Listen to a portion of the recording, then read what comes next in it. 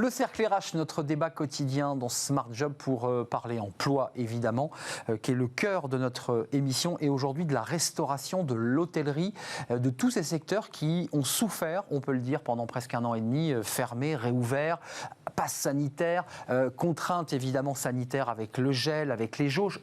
Période excessivement difficile, et à l'aune des propos de Bruno Le Maire il y a quelques jours maintenant, expliquant bien, que tout était reparti, plus 5% notamment dans la restauration. Est-ce que ces chiffres sont contestés ou pas par la profession? Et puis aujourd'hui évidemment l'actualité, on est au cœur de l'actualité puisque le pass sanitaire est obligatoire, non pas pour les clients, ça on y est habitué, on montre notre pass, mais pour les salariés. Là les choses peuvent se compliquer parce qu'il a fallu peut-être négocier avec des collaborateurs auxquels on ne voulait pas se séparer. Et il risque d'y avoir des tensions. On fait le point. Restauration, hôtellerie, ce sont des secteurs qui ont souffert. Romain Vidal, merci d'avoir répondu à notre invitation. Vous êtes secrétaire général du GNI-IDF, Île-de-France, donc groupement national des indépendants. Vous avez pesé dans les négociations, vous avez été autour de la table, vous avez apporté des idées au ministre et à ses conseillers. Puis je précise que le directeur de la brasserie, pour ceux qui aiment Paris, le Sully. Merci d'être là. On reviendra sur les chiffres, parce que vous n'avez pas tout à fait les mêmes chiffres que le ministre de l'économie. On va le commenter dans quelques instants. Sébastien Laporte, merci. Sébastien Delaporte, merci d'être avec nous, président de la Pataterie. Pour ceux qui fréquentent, ce qui est mon cas d'ailleurs, qui vit en province le week-end, les zones commerciales, ce sont des restaurants qui étaient plutôt, et qui le sont encore d'ailleurs, situés dans ces zones commerciales, périurbaines. Combien de salariés, Sébastien? Il y a environ 800 salariés. On est principalement situé dans des petites villes de province. Petites villes de province, évidemment, je ne m'étais pas trompé. Pataterie qui a été reprise, qui a été rachetée depuis 1 an, c'est ça? Depuis novembre 2017 par 2 fonds d'investissement. Des fonds d'investissement qui ont un peu restructuré l'entreprise. On restructuré, et il y a un magnifique boulot de redynamisation, et on le voit dans notre ticket moyen et surtout dans notre e-réputation, qui est un de mes indicateurs clés. C'est vrai que cette entreprise a bénéficié d'une mauvaise campagne pendant un certain temps et ça lui a été préjudiciable.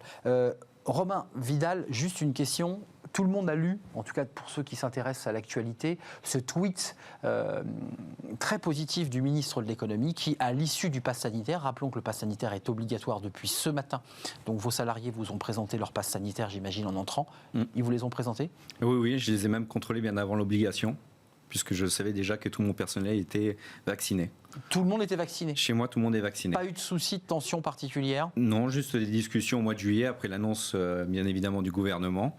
Il n'en manquait que 2 dans mon équipe, et les 2 ont tout à fait compris l'enjeu, et il fallait sortir de la crise, donc ils ont participé, entre guillemets, à l'effort de guerre. L'effort de guerre, tous vos salariés sont en règle, obligatoire pour les salariés, 5% d'augmentation, a dit le ministre de l'économie, dans les restaurants. 5%, moi, les chiffres que vous présentez ne sont pas les mêmes. Non. Plus 5%, tout allait très bien. Alors, ce ne sont pas les mêmes parce que ce n'est pas la même chose aussi. Les 5% annoncés par Bruno Le Maire, c'est la consommation de cartes bleues, l'utilisation des cartes bleues dans les restaurations entre 2019 et 2021. Donc, c'est forcément une augmentation parce qu'avec la crise du Covid, vous utilisez la carte bleue sans contact. Ouais. Vous utilisez votre titre restaurant qui est beaucoup plus utilisé, beaucoup plus fléché vers la restauration. 38 €, grâce au déplafonnement, 38 €. Grâce à l'utilisation dimanche et jour férié. Donc nous utilisons tous notre carte bleue beaucoup plus souvent. Donc c'est normal qu'on soit à plus 5% d'utilisation de la carte bleue. Ouais, donc ça veut dire que les plus 5% qui ont été d'ailleurs très commentés dans la presse mainstream et par les journalistes, quel est l'état des lieux concret de votre secteur d'activité qui concerne l'hôtellerie et la restauration? Et je vous donnerai la parole, Sébastien Delaporte. Les plus 5%, je dirais même que c'est une mauvaise nouvelle, puisque justement avec la crise du Covid et l'utilisation du titre restaurant dématérialisé, l'utilisation du carte bleue sans contact, on devrait être à beaucoup plus en 2 ans. Ça montre bien qu'il y a eu un passage de la crise. Nous, les statistiques qu'on a obtenues auprès de nos adhérents et auprès des non-adhérents, c'est grosso modo, en France, il y a une baisse de 20% du chiffre d'affaires de la restauration. Alors, il faut faire la part des choses. Alors c'est compliqué, c'est vous dites. C'est compliqué. Il y a des secteurs, des régions qui ont cartonné. Comme toujours, comme depuis le début de la crise, comme tout le temps, il y a des secteurs qui ont cartonné. Nous avons un quart des professionnels qui ont fait une augmentation de 20% de leur chiffre d'affaires. Donc, ils rééquilibrent ce qu'ils ont perdu pendant le Covid ou pas? C'est ça la question. On a quand même subi beaucoup de pertes. Beaucoup de pertes. Il faut rappeler qu'on a été aidé qu'à hauteur de 1 500 € pour une entreprise. C'est rien du tout. C'est de l'argent de poche pour payer que quelques fournisseurs. Au tout début, pendant la première crise. La deuxième crise, là, le gouvernement a vraiment agi avec le fonds de solidarité à hauteur de 20%. Donc, on a été beaucoup mieux aidé depuis novembre. Donc c'est vraiment dernièrement. Moins 20%, alors il faut matiner, vous le dites bien, j'ai lu un de vos communiqués, il y en a qui ont tiré, comme on dit, leur marron du feu parce que secteur très touristique, mais globalement, votre établissement par exemple à Paris, alors, pas de touristes à Paris, comment vous avez fait voilà. Secteur touristique, je ne parlais pas obligatoirement de secteur touristique pour parler du chiffre d'affaires. Parce que Paris est un secteur touristique ? Oui, voilà, exactement. C'est pour ça. Il y a des zones touristiques comme Lourdes et Paris qui sont sinistrées. Les grandes métropoles, même Toulouse, Bordeaux, sont plutôt très sinistrées. Paris, on est sur du moins 40, moins 60%. Minimum, il fallait solder les congés payés, donc en plus c'est au mois d'août qu'on le faisait, en règle générale. Donc les comptes évidemment. La comptabilité à Paris, malheureusement, Paris ne s'est pas redressé en 2020, Paris ne s'est pas redressé en 2021. Paris est une zone très risquée économiquement. Pour à venir, la crise économique, on est en plein dedans. On n'a pas eu un aidé pour se refaire, malheureusement. Après, on n'est pas les seuls à Paris. Il y a donc des grandes métropoles. Par contre, tout ce qui est région littorale, où les gens passaient des vacances à la montagne aussi, ça a très bien marché. Donc, heureusement, ils avaient besoin de se refaire de l'économie, de la trésorerie. Je suis très content pour eux. Sébastien Delaporte, je vous pose la même question parce que vous avez 800 collaborateurs qui sont évidemment en contact avec du public, pas tous, il y a aussi ceux qui fabriquent les plats. Tout le monde est en règle, ou vous avez là, au moment où je vous parle, parce que ce matin c'était obligatoire, des difficultés. Alors, nous avons été informés quand même extrêmement tôt, donc on a pu anticiper. Et au passage, la communication était très bien faite. On a tous eu très très peur en juillet. Et puis discrètement au milieu de l'été, on a appris que ceux qui étaient en poste administratif, ceux qui restaient en cuisine sans contact avec le public, eux n'avaient pas besoin de passe sanitaire. Donc ça réduit le champ. Au passage, chez nous, à la pataterie, on est dans des petites villes. On a des gens qui, lorsqu'ils travaillent à la pataterie, c'est leur vrai emploi. On a un taux de rotation extrêmement faible pour la restauration. C'est pas des jobs d'été, c'est pas des jobs étudiants. C'est presque, chaque restaurant est presque une famille, donc les choses se sont fait beaucoup plus naturellement. Je pense que nos concurrents dans les fast-food et dans les grandes villes, pour eux, ça va être beaucoup plus compliqué. Concrètement, vos résultats, alors les établissements, les vôtres, dans un premier temps, ils ont fermé, vous avez tiré le rideau, puis ensuite il y a eu des possibilités de réouvrir une première fois avec un premier espoir, et puis de nouveau il a fallu refermer pour se raconter l'histoire très brièvement, et puis tout a réouvert, c'est réouvert. Tout a réouvert vraiment en juin. Je ne vais pas parler du mois de juin, il était trop compliqué, on n'oublie pas qu'il y a eu des jauges en terrasse, puis après en salle. Si on regarde juste le mois de juillet, nous on a fait plus 15%, c'est absolument magnifique. Néanmoins, le lundi 9 août, on a fait moins 50%. Le 9 août, c'est le moment du pass sanitaire, il faut le dire. Le moment du pass sanitaire. Il y a deux choses à noter. D'abord, la météo était très particulière pour cet été. C'est moi qu'on puisse dire. Dans des enseignes comme la pataterie, on a une nourriture française, généreuse. Moi, quand il pleut et qu'il fait froid, je suis très content. Ça vous arrangeait un peu l'été là. J'étais très heureux de cet été. On avait envie de se réchauffer un peu, quoi. Exactement. Donc mon plus 15% au mois de juillet, il est tiré par l'envie des Français de se faire plaisir et aussi par la météo. Ouais. Et voilà. Merci le ciel. Là, vous remerciez le ciel. C'est un vrai cadeau. Après. Le 9 août, moins 50%, il est incompréhensible. Il est incompréhensible pour deux raisons. D'abord, mes clients, ils ont environ 40 ans ou plus, et les gamins, ils n'ont pas besoin de passe sanitaire. Et je pense que dans les Français, il y a une confusion sur « Ouh là là, le passe sanitaire, je ne peux rien faire et je ne vais plus au restaurant », alors qu'ils avaient entièrement le droit. J'espère que petit à petit, les choses vont rentrer dans l'ordre. Je vous pose la question, vous êtes deux professionnels dans des secteurs qui sont assez similaires, même si vous travaillez sur un réseau de restaurants. On retire les aides, puisque le quoi qu'il en coûte a été annoncé lors de ces universités d'été du MEDEF à l'hippodrome de Longchamp. Terminer le quoi qu'il en coûte, on arrête. Qu'est-ce que vous dites, vous, au GNI ? Alors, je n'ai pas encore le retour de mon président, Didier Chenet, qui était ce matin justement avec Bruno Le Maire. Oui. Donc ce matin, on a Votre secteur notre secteur, voilà, on en parlait. Je remercie encore une fois notre président Didier Chenet qui a fait un travail magnifique depuis 2 ans, comme avant, mais là, on a vraiment eu besoin de lui.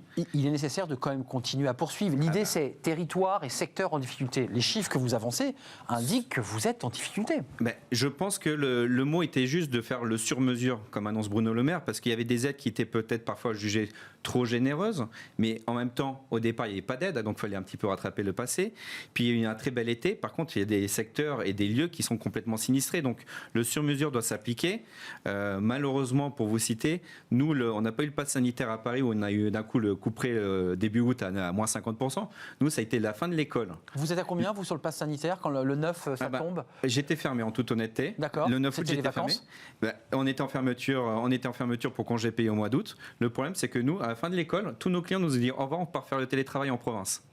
Et donc notre moins 50% est arrivé le 25 juin pour l'école privée et début juillet pour l'école publique. Vous savez que ça donne le sourire quand vous dites ça, Sébastien Laporte. Vous voyez, tout d'un coup, Sébastien Laporte se dit, mais moi, tous ces clients, il y a une sorte de transhumance ils ont comme ça. consommé en France. Ils ont consommé en France et puis ils vont peut-être même vivre et s'installer dans des zones périurbaines. Et on a aussi perdu beaucoup de touristes, mais qui ne viennent pas chez moi. Non, alors qu'on soit précis, vous visez pas les touristes. Autant le Sully à Paris peut avoir et a une clientèle. 20%. Voilà, c'est une clientèle de touristes, c'est un très bel établissement.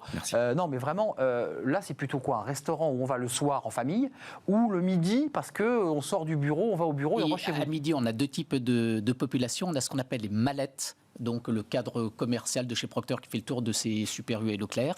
Et puis on a beaucoup d'ouvriers du BTP qui viennent chez nous parce qu'on a un excellent rapport qualité-prix, une nourriture roborative. Roborative, donc en fait ce sont plutôt des gens qui travaillent et qui ont besoin de manger assez rapidement. De votre côté, vous dites quoi sur le plan économique? Vous avez restructuré le groupe, vous êtes en train de le relancer.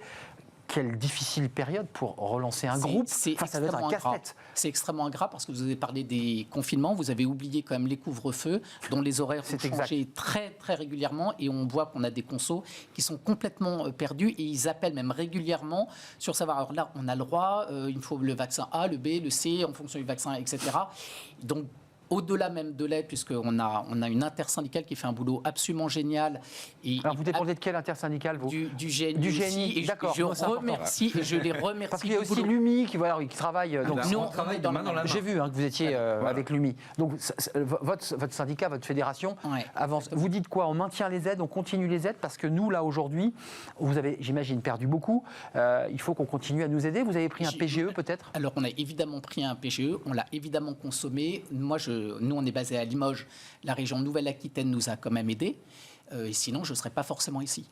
Ça veut dire que le groupe était en danger de mort. Le groupe aurait pu être en danger de mort, mais surtout chacun de mes restaurants aussi. C'est quand même fragile parce qu'on oublie aussi quelque chose, ça s'appelle les gilets jaunes. Qu'on fait gilets jaunes, Covid 1 et Covid 2, ça fait quand même 3 années un peu difficiles. La restauration, c'est pas l'endroit où on gagne le plus d'argent, par définition. Vous avez tout le temps des travaux à faire parce que vous avez des consommateurs à satisfaire.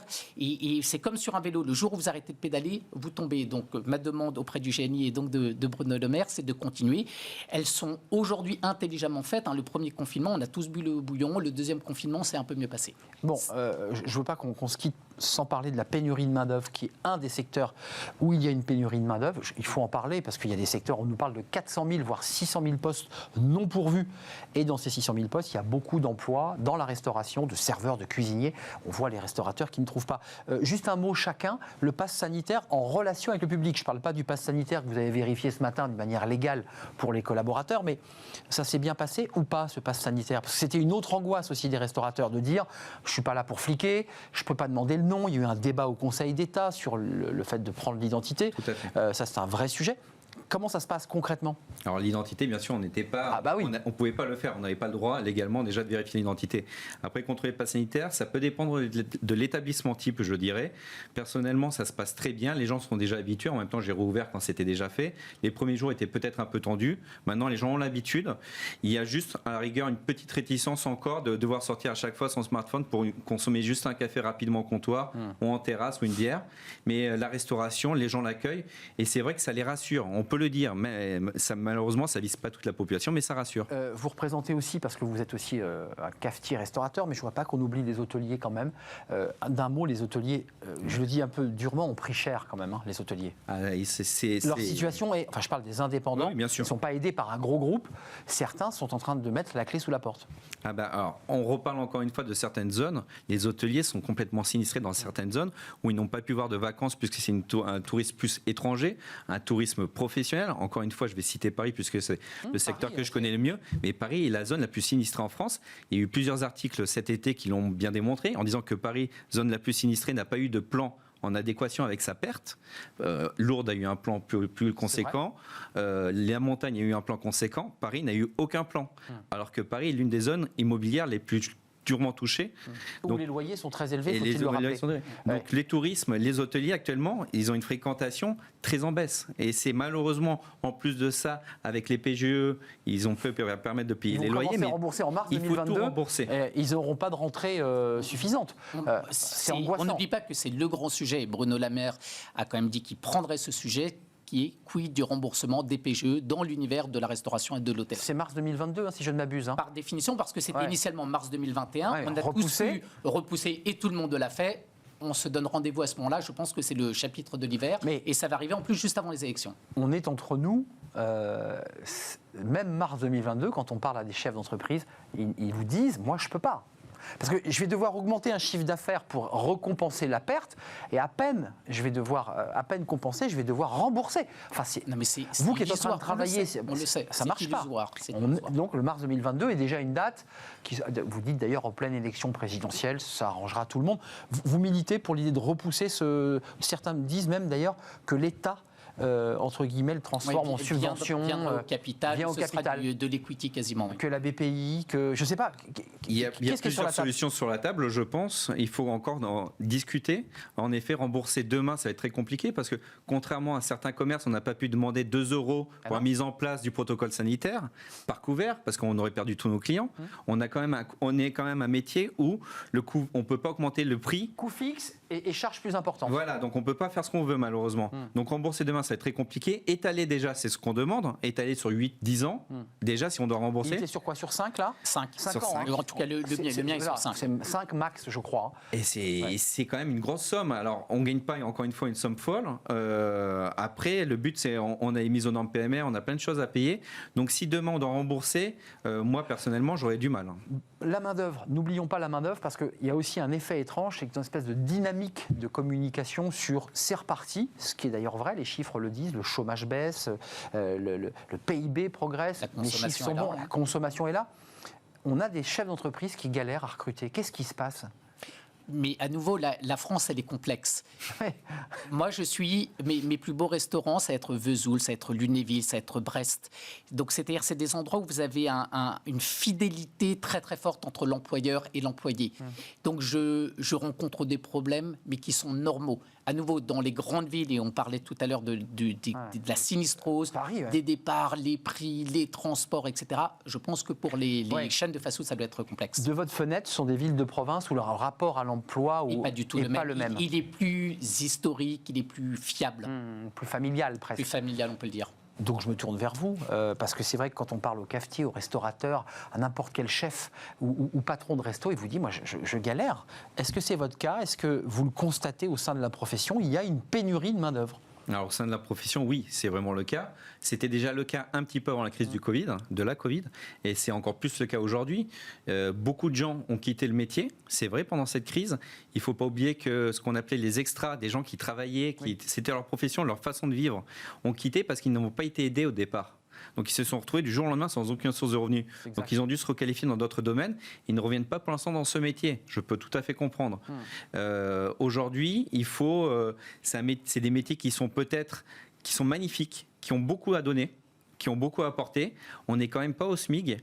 On est quand même. À Paris, c'est des salaires quand on les regarde de près, sont pas inintéressants. C'est pas des mauvais salaires. On peut comparer au prix d'un avocat ou d'un architecte pour connaître un petit peu ces domaines-là. On paye mieux dans la restauration que ces domaines-là quand on commence. Et en plus, on est nourri, on a la mutuelle, on a beaucoup d'avantages. Après, c'est des horaires du soir, donc il y en a qui ont perdu l'habitude pendant toutes ces fermetures administratives où on était chez nous. Ça a cassé les consommateurs, mais ça a aussi cassé les salariés dans leur rythme. L'envie. Mais inversement, c'est aussi un métier. Certes, il est magnifique. On n'oublie pas. C'est le cas, parce que les gens servent le midi et le soir. Certes, mais entre les deux, vous êtes en horaire décalé. Et paradoxalement, moi, je vois nos restaurateurs, ils peuvent aller à la sortie de l'école chercher leurs enfants, ils peuvent passer des moments de qualité. Certes, à 18h, c'est une autre vie, et le samedi soir, ils ne sont pas là. Donc, il ne faut pas raisonner sur je fais mon 8h, 18h, etc. C'est une vie d'entrepreneur, c'est une vie. C'est reprise à 18h chez vous? Non, mais c'est important parce que les reprises sont plus tôt. Mon équipe, elle revient à 18h. Le matin, vous commencez pas trop tôt. Alors, le patron, il est là parce que la logistique, etc. Mais le personnel de salle, il va arriver doucement vers 11h. La cuisine un peu plus tôt, vous mettez en préparation. Après le déjeuner, vous nettoyez tout et vous revenez en fin de journée. Sur la main-d'œuvre, on a entendu, on l'évoquait tout à l'heure avec Fanny Griesmer dans la pause café, cette petite phrase de Geoffroy de Roux de Bézieux qui dit tout est reparti, l'argent coule à flot, il va falloir augmenter les salaires. Voilà, non mais voilà, tout de suite, les restaurateurs ont dû se dire, attendez, oui, d'accord, mais enfin, on augmente les salaires ou pas? Certains disent, mais c'est parce que c'est pas bien payé, parce que c'est des métiers durs. Alors, tout n'est pas blanc, tout n'est pas noir. Ouais, c'est ça, non, mais... Il y a des patrons qui sous-payent et il y a des patrons qui payent normalement. Il y a des salariés qui font mal leur travail, il y a des salariés qui font très bien leur travail. Donc des deux côtés, rien n'est blanc, rien n'est noir. Augmenter les salaires, pour ceux qui payaient mal, oui, il faut les augmenter. Pour ceux qui payaient normalement, on ne peut pas les augmenter parce qu'on les payait. La restauration, je vais juste vous donner un chiffre comme ça rapidement. La masse salariale d'un restaurant à Paris, en moyenne, dans la restauration, c'est 40 à 50% de chiffre d'affaires. C'est énorme. Au-delà de 50-55%, on est en perte. On perd de l'argent. On ne peut pas augmenter s'il n'y a pas de chiffre d'affaires derrière. Alors, peut-être retravailler. À une époque, on travaillait au pourcentage. C'est vrai. Et ça s'est complètement perdu parce que les gens voulaient, les gens voulaient avoir un fixe tous les mois, être sûrs de gagner leur vie. Peut-être qu'aujourd'hui, il faudrait peut-être combiner les deux, un pourcentage. Jusque dans les années 50, il y avait le pourcentage. Et ça s'est perdu parce que les gens avaient besoin d'être assurés. Mais c'était une époque de plein d'activités, de plein d'économies, et ça se comprend. Puis il y avait les pourboires. Aujourd'hui, il faut remettre tout le monde autour de la table, mais on ne peut pas, nous, entreprises, on n'est pas des secteurs qui vendons comme à l'export. Romain a donné un chiffre qui est très important pour nos auditeurs. À Paris, la masse salariale, c'est 40-50%. Chez nous, en Provence, c'est en dessous, légèrement en deçà des 40%. In fine, c'est-à-dire que c'est vous qui allez payer. Est-ce que le conso est prêt à payer? Point d'interrogation. Est-ce qu'on est prêt à payer? J'imagine que le consommateur dit non, puisqu'au même moment, lui, il a aussi ses contraintes d'augmentation du coût de la vie qui est assez traditionnelle. Dans le trimestre qui arrive, là, dans quel état d'esprit vous abordez? Il y a des négociations serrées avec Bruno Le Maire. Les deux axes, c'est quoi de négo avec votre président? C'est maintenir les aides, continuer à les maintenir, coupez pas le robinet trop vite, j'imagine? Alors ce matin, c'est ce qu'il a annoncé, qu'il allait faire du sur-mesure pour la restauration, comme il l'avait dit au MEDEF. Du sur-mesure. Donc ça, quoi, on apportera à son expert comptable, à l'URSSAF, un bilan. Comment on fait? On parle de charges fixes, on parle de ce qui était pour les grosses entreprises de plus d'1 million de chiffre d'affaires, on le parle pour toutes les tailles d'entreprise. Donc transposé, avec le PE. C'est un dispositif beaucoup plus lourd, mais beaucoup plus sur mesure, c'est-à-dire si on perd vraiment de l'argent et si c'était une entreprise viable, être continué d'accompagner, ça peut être très bien fait. Il n'y a pas de souci. Après, ce qu'il faudrait voir, c'est peut-être... on peut toujours rêver, mais pourquoi pas une baisse ou une petite exonération sur les charges salariales patronales? Ça peut permettre, plutôt que de mettre le personnel... Ça, c'est un argument. Enfin, excusez-moi, vous hésitez à le dire. Enfin, vous avez... Non, on n'hésite pas à le dire. C'est un vrai sujet, baisser les charges. Baisser les charges. Alors, pourquoi que dans notre domaine pourquoi pas? Parce qu'on est en souffrance. Parce qu'on est en souffrance. Après, est-ce qu'il ne faudrait pas mieux mettre notre employeur à travailler chez nous avec une exonération de charges salariales plutôt que de le laisser en chômage partiel? Gagnant-gagnant. Ça coûte moins cher pour l'État et nous, on a fait travailler du monde. Vous avez vu sourire sur les baisses de charges parce que c'est lourd. Non seulement c'est lourd et surtout, ça ne va pas nous demander un immense travail. On n'oublie pas que les aides telles qu'elles ont été construites aujourd'hui, et c'est ma responsabilité, elles sont relativement faciles à obtenir. Si demain c'est l'expert comptable, l'URSSAF et vous êtes payé dans 6 mois, ça risque d'être un peu complexe. C'est pour ça qu'une baisse, ça se voit immédiatement et vous n'avez rien à faire. Sans décalage de trésorerie, puisque vous faites référence à ces décalages de trésorerie. On vous dit, alors on l'apprend, mais ça sera dans un an. Parfois, on est déjà mort avant d'avoir reçu l'aide. C'est ça la difficulté. C'est tout à fait ça. Après, il y avait des bonnes pistes avant la crise de la Covid. Il ne faut pas oublier qu'il y avait quand même eu le retour de l'exonération des charges supplémentaires, des heures supplémentaires. Donc ça, c'était un très beau geste vis-à-vis des heures supplémentaires. Il y a aussi l'exonération des repas qui avait complètement mis dans le rouge certains établissements. Donc le gouvernement écoute et ils savent qu'on est quand même des gens compétents et qu'on veut faire travailler et qu'on est quand même l'un des plus gros producteurs de PIB en France. De PIB, et d'image. D'image et de vie sociale, de lien social. Enfin, on est un des plus gros recruteurs. Bien sûr. Faut pas l'oublier. Secteur vital. Il n'y a pas besoin de beaucoup de compétences. On ne l'oublie pas pour nos jeunes. Merci d'être venu à cœur ouvert nous parler de votre situation. C'est une photographie du moment, avec des négociations et puis l'envie aussi de restructurer, de faire avancer le groupe La Pataterie. Parce que voilà, tout est relancé. Là, vous êtes devant le défi que vous étiez lancé avant Covid, finalement. Exactement. Le Covid a tout retardé chez moi et chez mes confrères. On s'est mis au frigidaire, entre guillemets, pendant 1 an et demi. Bon, ça va. Vous n'êtes pas trop glacé, quand même, sur le plateau. Merci. Et une bonne ambiance à la maison. Merci, Sébastien Delaporte, président de La Pataterie, dans toutes les villes que vous avez citées, notamment, parce qu'il y en a plein d'autres. Merci, Romain Vidal. Vous êtes le secrétaire général du GNI Île-de-France, directeur de la brasserie Le Sudi à Paris. Et votre président était en égo, ou l'est toujours d'ailleurs, je ne sais pas au moment où on se parle. Ça va être fini, non. C'est fini avec le ministre de l'économie et le ministre des PME. PME, j'imagine, pour travailler sur les réglages de rentrée. Et Madame la ministre du Travail. Et Elisabeth Borne. Madame Borne, évidemment. très importante pour nous. Et Alain Griset. Merci d'être venu sur le plateau. C'est bientôt fini. Fenêtre sur l'emploi, on va s'intéresser, un réseau social qui fait du recrutement, mais alors pas traditionnel, en direction des plus démunis, notamment des SDF, des personnes qui sont en situation de déshérence sociale. Ce réseau social leur est consacré et destiné ces fenêtres sur l'emploi, et c'est tout de suite.